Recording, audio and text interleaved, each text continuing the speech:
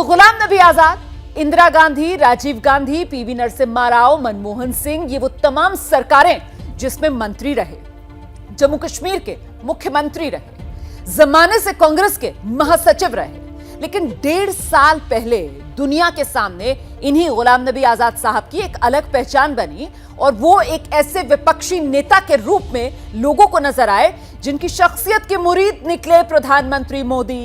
राज्यसभा से गुलाम नबी आजाद की विदाई के मौके पर दिए अपने संबोधन में प्रधानमंत्री नरेंद्र मोदी बार बार भावुक हुए थे, यहां तक कि उनका गला भी रुंध गया था। आज प्रधानमंत्री नरेंद्र मोदी के उसी खास दोस्त गुलाम नबी आजाद ने कांग्रेस को बोल दिया है गुड बाय। और वजह बताया राहुल गांधी के नाकाम कमजोर नेतृत्व को। देखिए ये खास रिपोर्ट।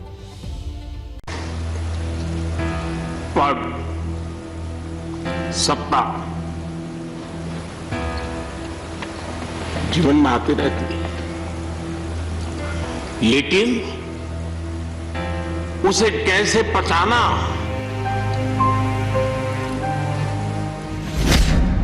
ये हिंदुस्तान के लोकतंत्र की खूबसूरती है और रिश्तों की मिठास का प्यारा सा एहसास भी।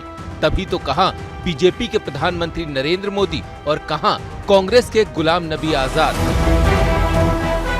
लेकिन आजाद के सम्मान में पीएम मोदी के शब्द दोस्ती और इंसानियत की अद्भुत मिसाल है। उन्होंने मुझे फोन किया, जैसे अपने परिवार के सदस्य की चिंता करें,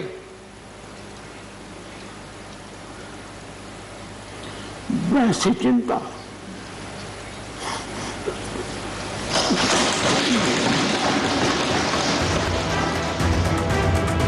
इस तारीफ के 18.5 महीने बाद पीएम मोदी के स्पेशल कांग्रेस दोस्त गुलाम नबी आजाद ने कांग्रेस को कह दिया bye bye, ta ta, good bye.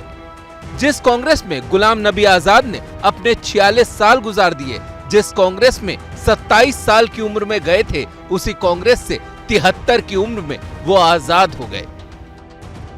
पूरे की पूरी कांग्रेस पार्टी के कार्यकर्ता संगठन सड़क के ऊपर महंगाई, बेरोजगारी और ध्रुवीकरण के खिलाफ लड़ाई लड़ रहे हैं। दुख की बात यह है, अत्यंत दुख की बात यह है कि गुलाम नबी आजाद साहब ने ऐसे समय में कांग्रेस को छोड़ने का और इस लड़ाई के अंदर साथ छोड़ने का फैसला किया। ऐसा क्या हुआ जो गुलाम नबी आजाद जैसे सुलझे हुए, संवेदनशील, सियासी सूझबूझ से भरे और नेहरू गांधी परिवार से कभी बेहद करीबी रिश्ता रखने वाले नेता ने कांग्रेस को अलविदा कह दिया? इस सवाल का जवाब जानने के लिए 5 पन्ने की उस चिट्ठी को पलटते हैं जो आजाद का इस्तीफा भी है और सोनिया गांधी को भेजा गया अपने मन के संताप का दस्तावेज भी। आजाद ने सोनिया को जो खत लिखा उसमें साफ साफ कहा गया है कि कांग्रेस की बर्बादी की वजह राहुल गांधी हैं। सोनिया नाम भर की अध्यक्ष हैं, पार्टी रिमोट कंट्रोल से चल रही है जिसे राहुल चला रहे हैं। सारे फैसले या तो राहुल गांधी लेते हैं या फिर उनके पीए और सुरक्षा गार्ड लेते हैं। पहले इस रिमोट कंट्रोल मॉडल ने यूपीए सरकार को बर्बाद किया, अब कांग्रेस को कर रहा है। राहुल के राज में नौसिखिए चापलूस ही पार्टी चला रहे हैं। जनवरी 2013 में जब पार्टी के उपाध्यक्ष बने, तभी से उन्होंने पार्टी के सारे सिस्टम तोड़ दिए। राहुल के उपाध्यक्ष बनने के बाद वरिष्ठ नेता दरकिनार कर दिए गए। राहुल के इशारे पर आजाद और कपिल सिब्बल समेत सीनियर नेताओं का अपमान हुआ। इन चुभते सवालों से भरी आजाद की चिट्ठी को लेकर बीजेपी कांग्रेस का चरित्र बांच रही है। त्याग पत्र देते समय श्री गुलाम नबी आजाद साहब ने कांग्रेस पार्टी पर गंभीर आरोप लगाए हैं कि कांग्रेस पार्टी में इंटरनल डेमोक्रेसी नहीं है, कांग्रेस पार्टी रिमोट कंट्रोल से चलाई जाती है। एक बात प्रमाणित होती है कि कांग्रेस पार्टी सिर्फ एक खानदान की पार्टी है। चिट्ठी की शुरुआत में आजाद ने सोनिया गांधी की तारीफ की है, उनके नेतृत्व को सलाम ठोका है, लेकिन अगले ही वाक्य में बता दिया कि मां वाली बात बेटे में नहीं है। राहुल गांधी सियासी तौर पर कैसी बचकानी हरकतें करते आए हैं, ये बताने के लिए चिट्ठी में आजाद ने उस घटना का जिक्र किया जब अपनी ही सरकार के पास ऑर्डिनेंस को फाड़ने की बात राहुल गांधी ने की थी। अच्छा, क्या बातचीत हो रही है? So he said, well, ordinance के बारे में बातचीत हो रही है. But my opinion on the ordinance is that it's complete nonsense and that it should be torn up and thrown out. Ghulam Nabi Azad Congress से अपनी आजादी की बातें कम बल्कि ये बताने में ज्यादा दिलचस्पी रख रहे हैं कि कांग्रेस राहुल गांधी की गुलाम हो चुकी है. लेकिन उस गुलामी से कांग्रेस को कुछ मिला नहीं और इस गुलामी का नतीजा है कि कांग्रेस पिछले 8 साल में दोनों लोकसभा चुनाव हारी है. साथ ही 49 विधानसभा चुनावों में 39 चुनाव भी हार चुकी है. गुलाम नबी आजाद ने उस वक्त कांग्रेस को छोड़ा है जब कांग्रेस के सामने वजूद का सवाल खड़ा है. लेकिन सवाल है कि खुद आजाद क्या करेंगे? क्या वो अपने खास दोस्त और प्रधानमंत्री नरेंद्र मोदी की पार्टी में जाएंगे? इस सवाल का उत्तर तो काफी पहले वो खुद ही दे चुके हैं. मुझे चिंता इस बात की है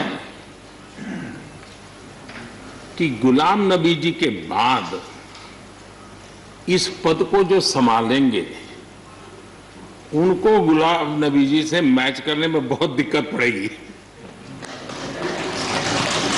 क्योंकि गुलाम नबी जी अपने दल की चिंता करते थे लेकिन देश की और सदन की भी उतनी ही चिंता करते थे.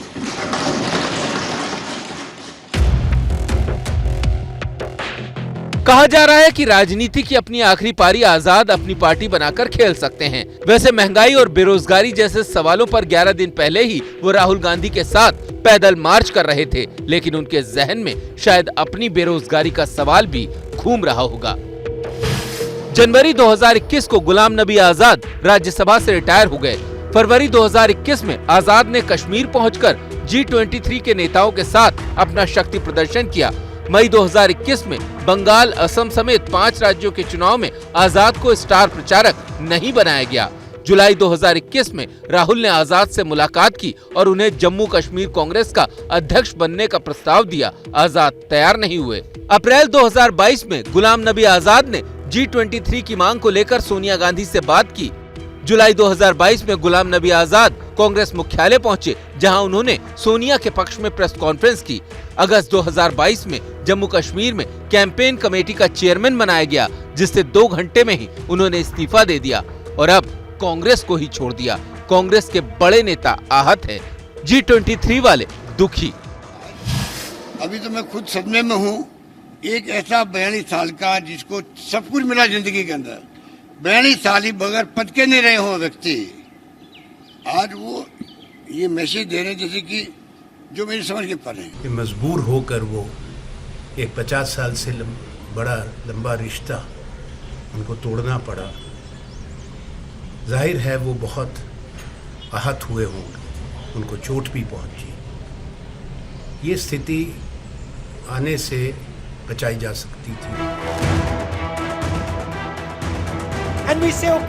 आजाद ने कांग्रेस को छोड़ दिया लेकिन लगता है कि कांग्रेस उन्हें छोड़ने के मूड में नहीं है.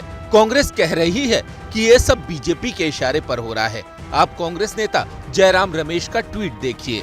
जिस व्यक्ति को कांग्रेस नेतृत्व ने सबसे ज्यादा सम्मान दिया उसी व्यक्ति ने कांग्रेस नेतृत्व पर व्यक्तिगत आक्रमण करके अपने असली चरित्र को दर्शाया है. पहले संसद में मोदी के आंसू, फिर पद्म विभूषण, फिर मकान का एक्सटेंशन. ये संयोग नहीं सहयोग है. कांग्रेस हमलावर अंदाज में आ गई है और गुपकार गुट वाले नेताओं को लगता है कि अगर आजाद पार्टी बनाकर कश्मीर आए तो उनका ही हक मारेंगे. हर कोई मशवरा इनसे होता था. आज भी मिसेस सोनिया गांधी के बहुत करीब थे, इस खानदान के करीब थे. मगर अफसोस है मुझे, हमें समझ नहीं आती है कि ऐसा क्या हो गया है कि इन्हें इतना बड़ा फैसला लेना पड़ा.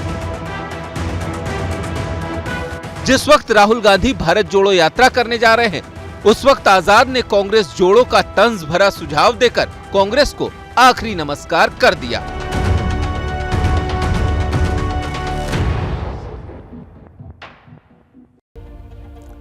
तो गुलाम नबी आजाद ने कांग्रेस छोड़ दी, लेकिन अब आगे करेंगे क्या ये नहीं बताया. इस वक्त आजाद के पास भविष्य की योजनाओं को लेकर विकल्प क्या क्या हो सकते हैं, जरा सिलसिलेवार तरीके से उसको देख लीजिए आप. आजाद के पास पहला विकल्प यह हो सकता है कि गुलाम नबी आजाद अपनी ही पार्टी बना लें. इसकी सबसे ज्यादा संभावना भी जताई जा रही है. दूसरा विकल्प किसी दूसरी पार्टी में वो जा सकते हैं, तो फिर सवाल ये कि क्या वो बीजेपी में जाएंगे, जो उनके सबसे स्पेशल दोस्त प्रधानमंत्री मोदी की पार्टी है।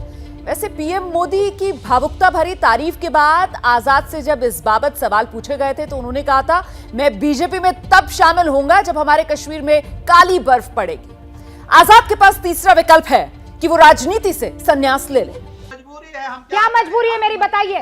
मैं अभी आपको बताती हूँ कि मैंने ओए होए होए होए नमकीन के चटकारे लेते हुए टकटकी मार के डिबेट शो को पॉज रिपीट कर करके देख रहे हैं जोगिंदर जी। इनकी तरह आप भी देखें अपने फेवरेट डिबेट्स को रिपीट कर और डाउनलोड कीजिए एबीपी लाइव ऐप अपने स्मार्ट टीवी पर।